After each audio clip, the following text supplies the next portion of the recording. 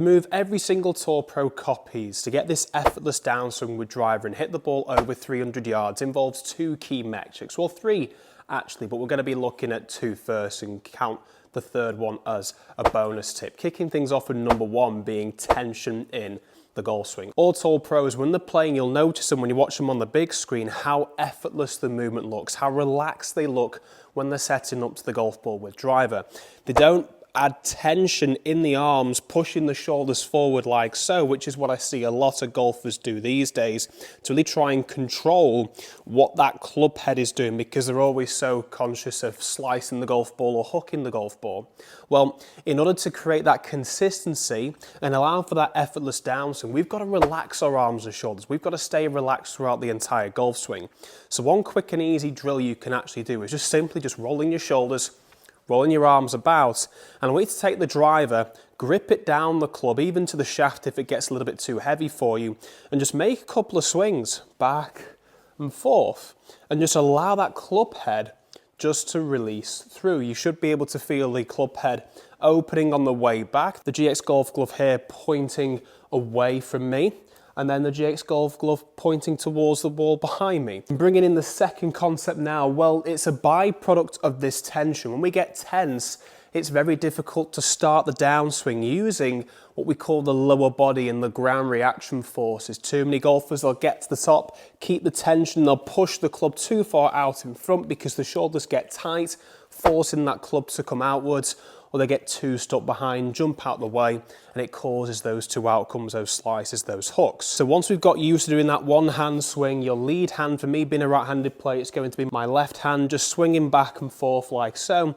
Take two hands on the club and just feel that same motion. Now I'm just simply allowing my right arm to fold, then my left arm to fold, allowing this lead arm of mine to go from internal rotation on the way back, so we're getting this rotation on the way back in the backswing, and this external rotation where the arm moves this way away from the body on the way through, back and forth. So once we've got used to this doing two hands as well, keeping this nice and relaxed, you can see here I'm not tensing up at all, I'm just allowing the weight of the club to flow back and down. We can start to move our feet back and forth a little bit. So you can see here what I'm doing now is I'm starting to initiate this lower body to take the club back and take the club back down to make solid contact with the golf ball. I am using what we call an impulse. I am impulsing, getting the feeling, that sensation of adding pressure into the ground. So moving the feet back and forth, side to side. So once I get to this finished position, I'm going to press my right foot into the ground, my trail foot, to initiate that backswing and pushing back upwards. So it's a stamp and push upwards, up to the top of the swing, stamp down, push up to allow the follow through to take place. So it's working in opposites. So I'm going to show you from this camera angle here now, just face on like so. I'm just swinging back, step, through, step, back, step, through, step. Just working on that motion and getting that sensation of initiating this lower body as we make our way into the swing. You can start by doing very slow swing to the feet closer together, just to get used to what it feels like when we're transitioning that weight, starting that downswing from the lower body. And once you've done a couple of swings doing this, you can start to build this into one motion with the feet staying on the ground. Feeling the planting either side like this here. Now I'm going to use a downshift board here, which just allows me to get this sensation, really exaggerate this move either side. So rather than stepping back and forth, you can see here, this allows me to feel that pressure moving back and forth to get that lower body initiating this movement on the way back, on the way through. And that just makes it so much easier for me to identify where that's happening in my swing, because when we make faster swings, it's going to be harder to tell where this is moving. So for the backswing, we want that impulse setting into this trail foot here as we push our weight down. We add the pressure into the trail and then allow ourselves to move upwards, and then we're adding the pressure into the left and allow the club to release through naturally. We've done those two parts there, those two simple moves that the Tour Pros copy every single time. where they get that weight moving into the backswing. They stay nice and relaxed, using that lower body to initiate that effortless downswing. But what is the bonus tip for this? What is the bonus tip that's going to allow you to get more consistent golf shots? They're actually going to go straighter, never mind hitting drivers much further. And this is all to do with the width of arc. Now the golf swing works on a big circle, moving into the backswing and moving into the downswing and all the way through to finish. So this big circle either side of me.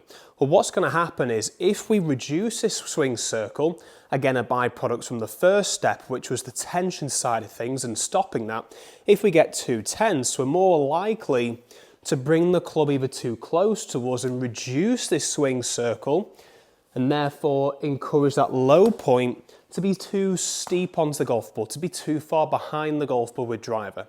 Remember, with driver, the key is a lot of tour professionals do actually hit it ever so slightly on the downward motion because they hit the ball so hard, but a lot of us want to get that upward angle of attack to help us get the correct launch and hit them further. So we've got to allow for this nice big arc to take place on the way back and on the way through. Just a quick shout out to GX Golf. They provide high quality golf clubs for a fraction of the price in comparison to the rest on the market. Using my discount code below Harry10, you can get yourself a great 10% discount off any bundled packages of 3, 6 or 9 golf clubs. I've been using these for the last couple of months, really impressed with the products, going to be using them for the rest of the season. I'd highly recommend you check them out. So we've gone from no tension in the golf swing whatsoever.